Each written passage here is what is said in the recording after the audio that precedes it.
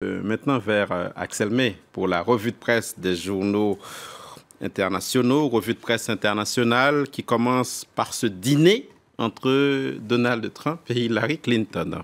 Alors, pas un dîner en tête-à-tête, évidemment, quand on connaît la haine qui les anime. Ils étaient tous les deux à un dîner de gala hier soir à Manhattan. Vous l'avez évoqué, mon cher Philomé, tout à l'heure. Dîner en mémoire d'un ancien gouverneur de New York catholique. Ce dîner est une institution dans la vie politique américaine. Et le New York Times revient sur cet événement. Pour moi, ce soir est un petit dîner intime entre amis, alors que pour Hillary, c'est une foule comme elle n'en a jamais vu, à lancer dans un sourire Donald Trump.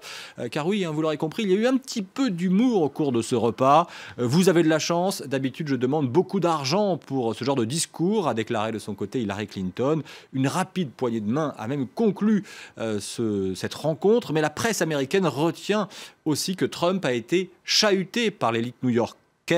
Le New York Times souligne qu'il a même été hué au cours de son discours.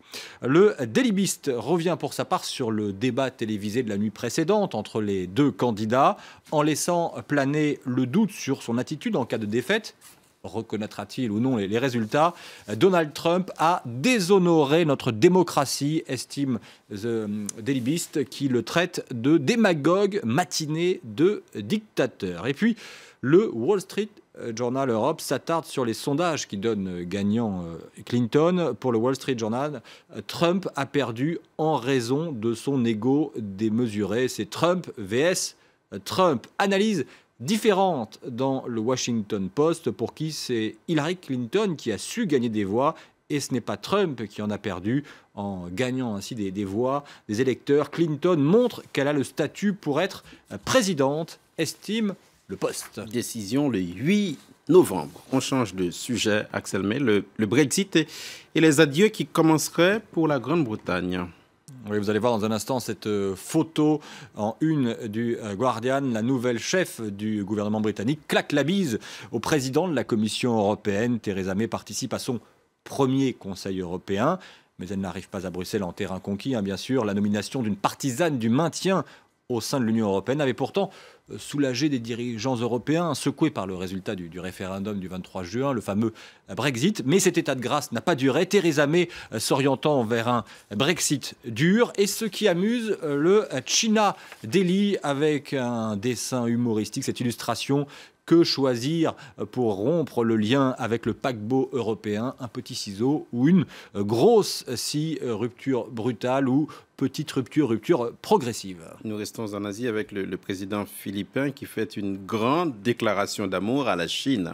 Oui, en Asie, avec toujours le China Daily qui revient évidemment sur cette visite, la visite de Rodrigo Duterte à Pékin pour y rencontrer son homologue chinois, Xi Jinping. C'est une opportunité pour prendre un nouveau départ dans les relations entre les deux pays, note le journal chinois en langue anglaise.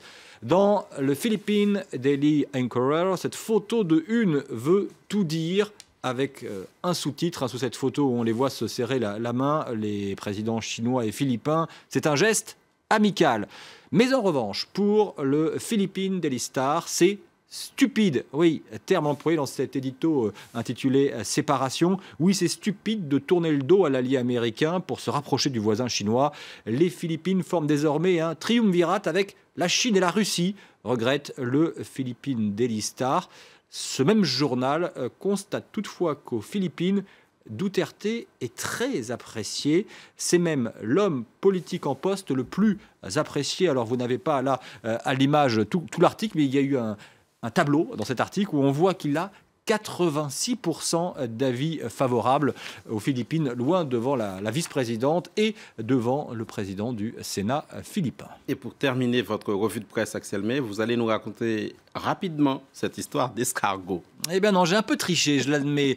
L'article a été publié non pas aujourd'hui, mais hier dans le quotidien suisse Le Matin. Comme il s'agit d'escargots, vous parlez de rapidité, moi j'ai retenu que c'est un animal lent et ce retard pour récupérer un article est donc assumé. Une jeune artiste de Lausanne a cohabité un mois durant en toute intimité avec des gastéropodes.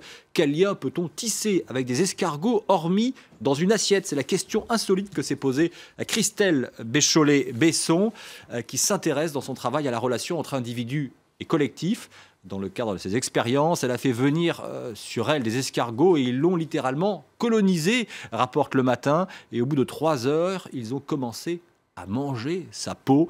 De ses déplacements lents et baveux sur l'ensemble de son corps, l'artiste garde avant tout le souvenir d'une invasion presque érotique. À tous ces déplacements, la jeune femme les a filmés. Elle a même fixé des micro-caméras sur la carapace, sur la coquille de certains escargots, afin d'avoir une partie de leur histoire à leur hauteur.